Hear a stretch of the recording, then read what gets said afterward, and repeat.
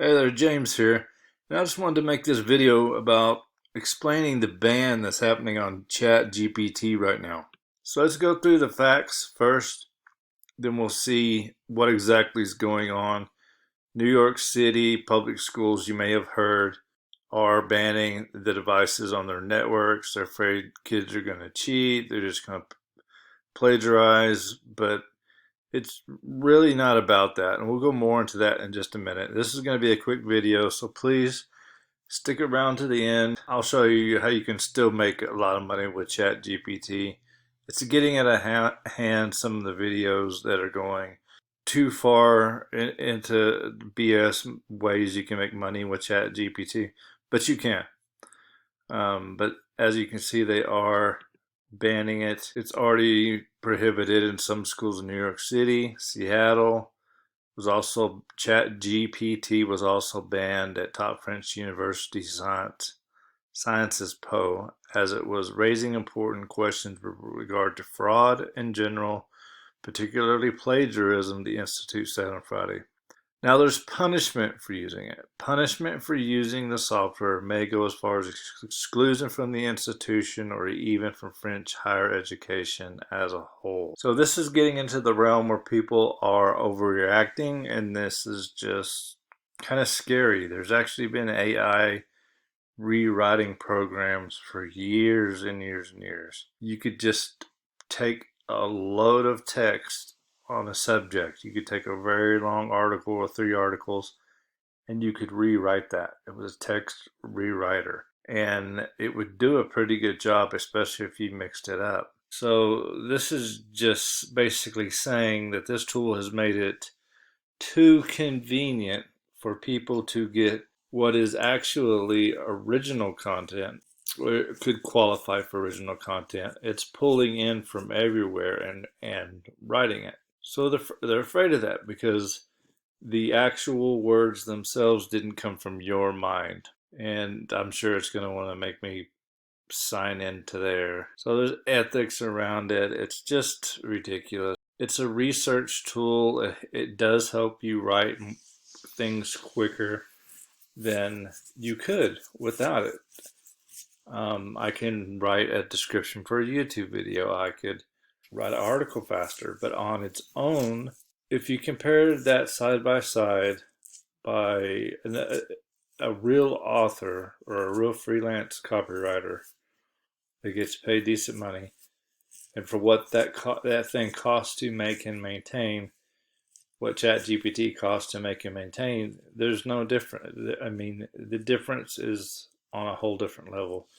The writers are always going to outpace this thing, at least for right now. As you can see, the top conference bans use of ChatGPT and AI language tools to write academic papers. But they can be used to edit and polish. So I guess that's saying like spell checker. I'm old enough to remember back in the day when simple spell checker that now, like on my computer, I have to fight to make it not change a word that's wrong. You feel me? Like I have to go out of my way to make a spelling wrong. Where 20 years ago, 25 years ago, even maybe, they had the same issues with spell checker because it was, it's cheating. Technically, if you want to say OpenAI Chat GPT is cheating and you're going to ban a paper, then you need to ban anything that makes it easier to write that work. If you can't spell and you relied completely on spell checker, you could win an AI a conference, writing competitions, academic papers. You could have them entered into various different academic places that accept academic papers. Sorry that excuses my mind, but like so you can't write your thesis or anything like that, but you can use spell checker. Well, you know what? If you can't spell, you probably shouldn't pass that grade. If you can't polish it on your own, You probably shouldn't be writing academic papers, okay? But the text produced entirely by AI is not allowed.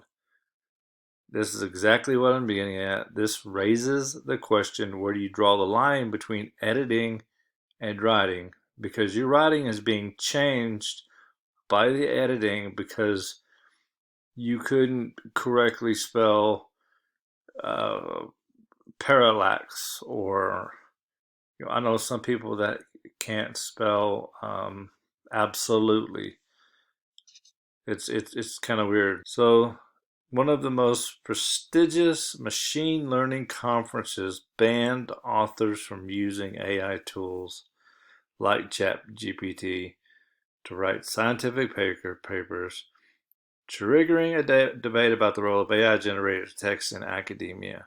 So basically, you got a bunch of pompous people who have probably been using AI the whole time, and they don't want the general public to be able to have it, because all ChatGPT does is make it easier. You could go and take and rewrite the same type of article. You know what's great about ChatGPT is you can is the prompting itself, which people gloss over the prompting, which is the prompting is the way you ask the question and the way you phrase how you want it to write it. You can say in what tone. People claiming they wrote ebooks with it.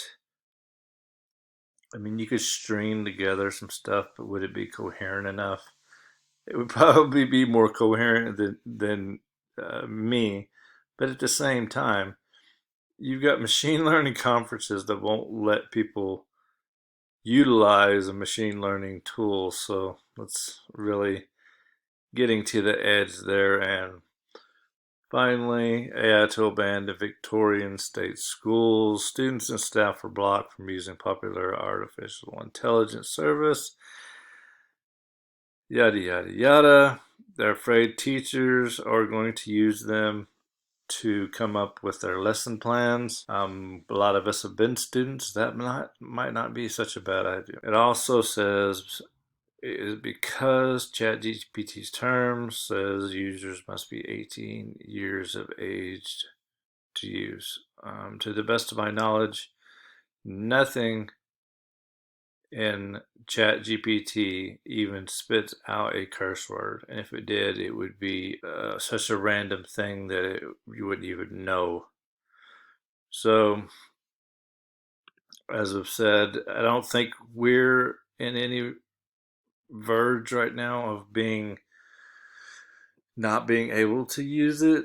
I can come over right now, chat at OpenAI chat, and still get into it. And supposedly there's a $42 version right now. More and more people are using it, so it is going to get to the point where it is charged. And succession expired. That's fine. So it's at capacity right now. So this is what they were waiting for, critical mass. Every video you see now, ChatGPT can make you money. It can. In the next video, I'm going to show how you can actually use it to help people and to make money at the same time and build your credibility on social platforms and things like that. So stay tuned to the next video in the series. I just wanted to go through this and show that it's not completely banned. It's not completely banned everywhere.